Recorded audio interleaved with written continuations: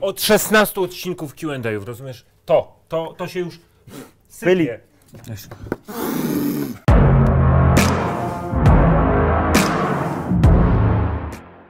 Dzień dobry kochani nasi, witają was jak zwykle serdecznie z Toyoty na Konstruktorskiej 5 w Warszawie, Maciej Kilim i Robert Mularczyk. Witajcie. Na początek pytanie od jednego z naszych widzów.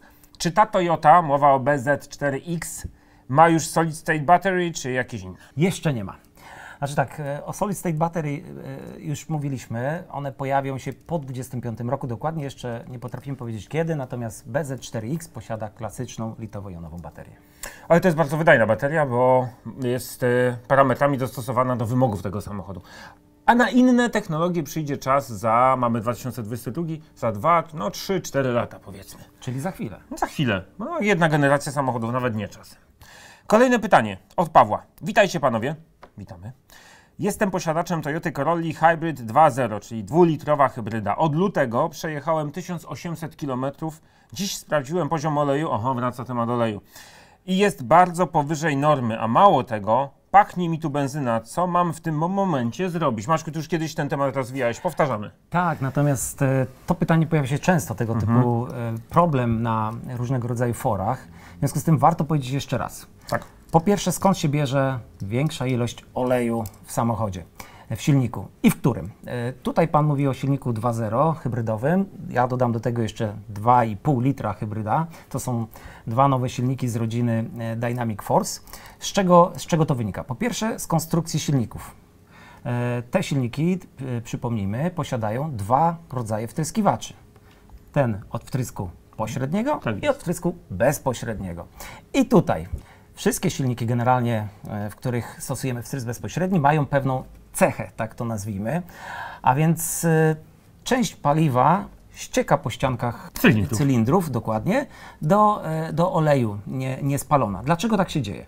No, dzieje się wtedy, kiedy silnik jest zimny, a w przypadku tego silnika, przy rozgrzewaniu, on używa wtrysku bezpośredniego, głównie dlatego, żeby jak najszybciej nagrzać silnik, aby zmniejszyć emisję CO2, czyli de facto po to, żeby on był bardziej ekologiczny, mniej palił, troszkę tego paliwa nam przecieka do oleju. I teraz, jak duży jest to problem? Generalnie, jeżeli wymieniamy olej co 15 000 km lub co rok, to jest przewidziane w ramach konstrukcji samego silnika. Do 3 cm, nawet powyżej maksimum na magnecie, jest ok, tak? Czyli w ciągu roku, w ciągu 15 000 km, to nie powinno mieć miejsca. W związku z tym... Nawet jeśli jeździmy często tak zimą jest. I na krótkich dystansach, ciągle właśnie dogrzewamy ten silnik. A no właśnie, bardzo dobrze, że to zauważyłeś. Jeżeli jeździmy na krótkich odcinkach, kiedy silnik jest zwłaszcza niedogrzany, wtedy taka sytuacja może mieć miejsce z większym natężeniem. Więcej nam będzie przybywać. Dokładnie tak. Natomiast warto obserwować i jak mówię, wymieniajmy olej co roku, obserwujmy, ale nie powinno być to problemem. Tak. Pytanie od Roberta. Witam. Czy wiadomo, jaką pojemność baterii ma hybrydowa CHR? Ale rzeczywiście, że wiadomo, ale nie wiemy do końca, o jakiego CHR-a pan pyta, ponieważ no to zależy od silnika. Tak. Mamy w przypadku CHR-a i Corolli, bo to jest ta sama rodzina samochodów, dwa rodzaje napędów. Ten z silnikiem o pojemności 1,8 i 2 litry. Obie hybrydy. I teraz, tak, obie hybrydy, oczywiście. I teraz tak, ten z mniejszym silnikiem 1,8 posiada inną baterię, mniejszą nieco baterię niż ten dwulitrowy, innej technologii wykonanej. A więc 1,8 to bateria litowo-jonowa o pojemności 0,75 kWh. Mała, zwarta. Natomiast w przypadku tej większej, mocniejszej hybrydy, tam występuje bateria niklowo-wodorkowa. Ona ma pojemność 1,4 kWh. Generalnie jest prawie 2 razy większa, 2 razy większej mocy, ale tak naprawdę, jeżeli chodzi o trakcję samochodu, ona sprawdza się w porównywalny sposób. Bo to chodzi tak naprawdę, moi drodzy, nie o to, ile my tam upchamy tej energii, tylko tak naprawdę chodzi o to, jak sprawnie bateria dostarcza nam zastrzyk energii w wymaganym momencie do napędu. Dokładnie tak i te litowo-jonowe są nieco sprawniejsze, więc mogą być mniejsze. Natomiast też warto dodać, że od 5. generacji hybrydy, Corolla już od stycznia, będą już to tylko baterie litowo-jonowe. No takie zmiany z duchem czasu, a w przyszłości pewnie będą jeszcze inne baterie, no ale tym to za chwilę, w kolejnych Q&A'ach mamy nadzieję. Kolejne pytanie od Woj S. Importerzy w Niemczech i Holandii oferują już standardowo 10 lat gwarancji. Czy można spodziewać się takiego ruchu od Toyoty w Polsce? No to uporządkujmy, bo tych gwarancji mamy kilka w Polsce. Jak już mówimy o hybrydach, to naprawdę... Ale po kolei, nie uprzedzajmy. Zacznijmy od tego, nie tylko można, ale już ona jest. Dokładnie taka sama gwarancja, czy są Niemcy, Holandia, Francja czy Polska. Po pierwsze, na każdy samochód Toyoty gwarancja jest na 3 lata lub 100 000 kilometrów. I to taki standard od 10-leci można by Od dawien dawna. Tak. Na samochody z napędem hybrydowym. Na układ hybrydowy gwarancja jest dłuższa, do 5 lat. Tak. Lub 100 000 kilometrów. No i na szczycie tego wszystkiego mamy tak zwany program gwarancyjny dla baterii hybrydowego układu. Baterii hybrydowej i tu może ona wynosić nawet 10 lat, tak jak rozumiem tutaj ten przypadek z Holandii i Niemiec, w Polsce dokładnie tak samo.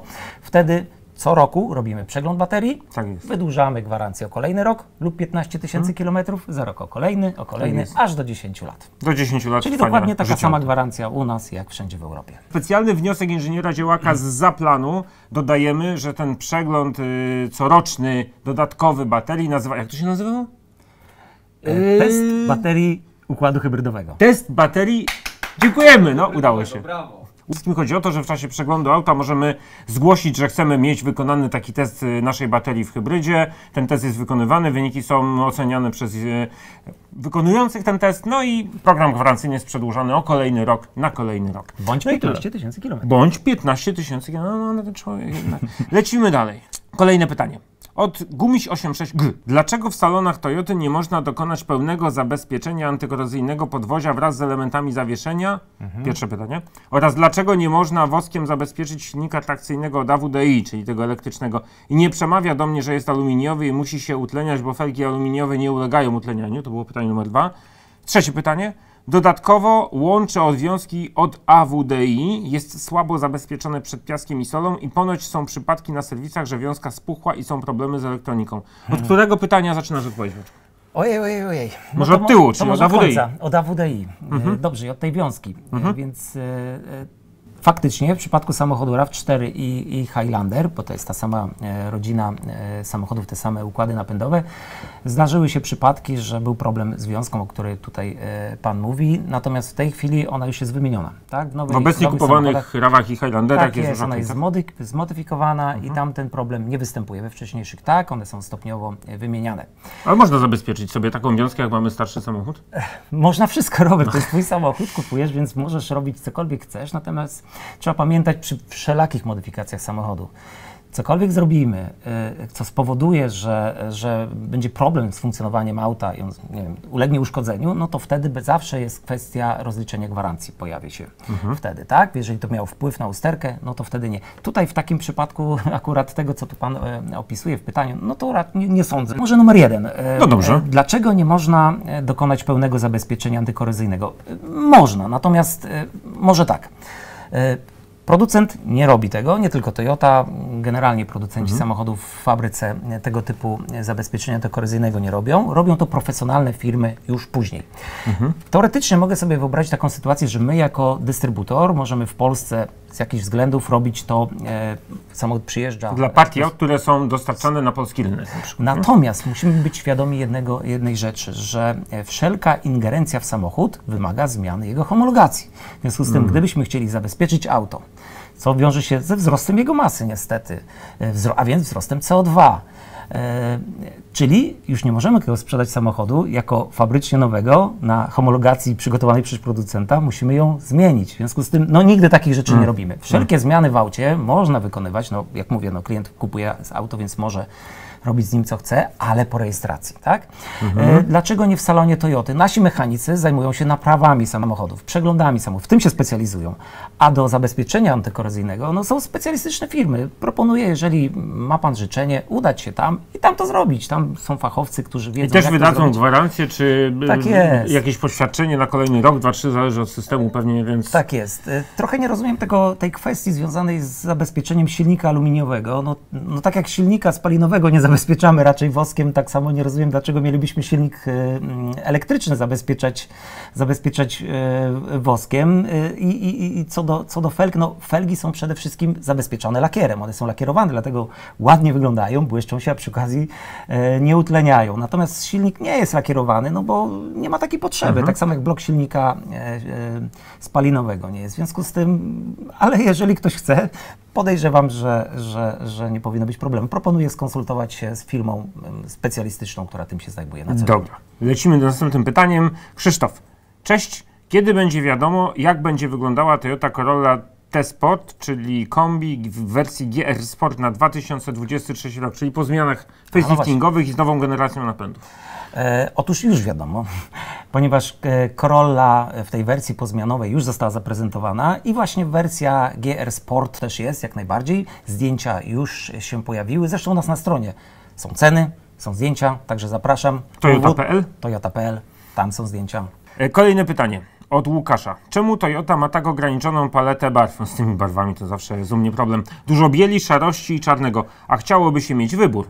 Wiem, że na rynku japońskim te same modele występują w innej kolorystyce. Tęskno mi na przykład do samochodów w stylu jasno-zielony, czyli groszkowy. Taki kolor był oferowany z Yariską pierwszej generacji. No z tymi kolorami to jest zawsze jakiś problem. Dwa zdania powiem, zanim Maćkowi oddam głos. Trzeba mieć świadomość, że jak Toyota w Polsce sprzedaje circa about 70 000 rocznie samochodów, to jest to spora liczba. I teraz panie i panowie z działu, którym zarządza m.in. Maciek, muszą wcześniej zdecydować, w jakich transzach, w jakich liczbach, jakie kolory powinny być zamówione na produkcji, żeby one potem nie stały 3 lata w naszym centralnym magazynie, bo nie znalazł się chętny na ten właśnie groszkowy zielony, tylko żeby w miarę płynnie opuszczały magazyn i trafiały do ludzi. Więc kolory niestety są wybierane z pewnej ograniczonej palety, ale też trudno mówić o ograniczeniu, no bo tych kolorów nie jest 3-5, tylko przynajmniej 10. Dokładnie tak, więc może po kolei. Generalnie w samochodach Toyoty jest 10 kolorów do wyboru, tak. Przy czym no, muszą być takie żelazne pozycje jak biały, czarny, srebrny, granatowy, biały perłowy, jak to się nazywa, ten siwy taki...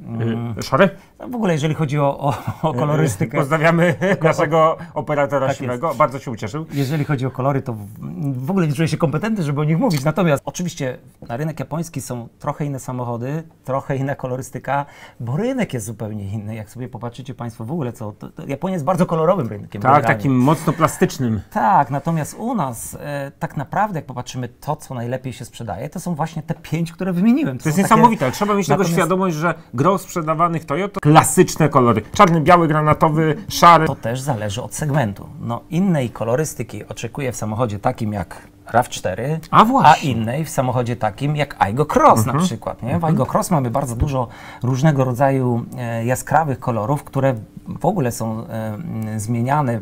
Co sezon pojawiają się kolejne, co najmniej jeden, a często 2 kolory. Tak samo jest w Yarisie Cross zresztą. Tak samo jest w Yarisie Cross, tak samo jest w CHR-ze. Był taki kolor limonkowy przez chwilę, był taki pomarańczowy. No, mnóstwo różnych kolorów, które testujemy. Natomiast no, zawsze jest jakoś tak, że jak przyjdziesz do sprzedawania, no to najpopularniejsze są biały, perłowy, srebrny, czarny, grafitowy, granatowy i to tyle. Kolejne pytanie od Łukasza. Dlaczego tak niewiele modeli hybryd Toyoty ma wersję plug-in? Według mojej wiedzy RAV4 i Prius. Bardzo dobre pytanie. Tak, to prawda. To są tylko 2 samochody w wersji plug-in w Toyocie w tej chwili. W ogóle warto by było się zastanowić, dlaczego jak popatrzymy na rynek samochodowy, nie tylko Toyota, ale generalnie na konkurentów, to bardzo niewiele jest hybryd, a bardzo dużo hybryd plug-in. No właśnie. I w Toyocie tylko 2. Natomiast są 2 powody. 2. Pierwszy powód jest taki, że no generalnie jeżeli badamy samochód według norm zgodnych z protokołem WLTP. Tak jest, no to wtedy ona bardzo sprzyja samochodom typu plug-in. Ponieważ test samochodu jest na odcinku 23 km. Więc jeżeli zrobię plug-ina, który ma zasięg około 30-40, bo tyle mają na prądzie w praktyce samochody typu plug-in, te dostępne na rynku, no to bardzo łatwo mi jest uzyskać emisję na poziomie kilkunastu gram. Tak? Bardzo łatwo. Ale czy w rzeczywistości? No już nie do końca, tak? Bo To zazwyczaj nawet jest trudno tak, mówić o niskiej emisji na pierwszych 100 km, bo już dość szybko tracimy ten benefit wynikający z ładunków baterii typu plug-in, tej sekcji plug-in, która ma jechać tylko na prądzie.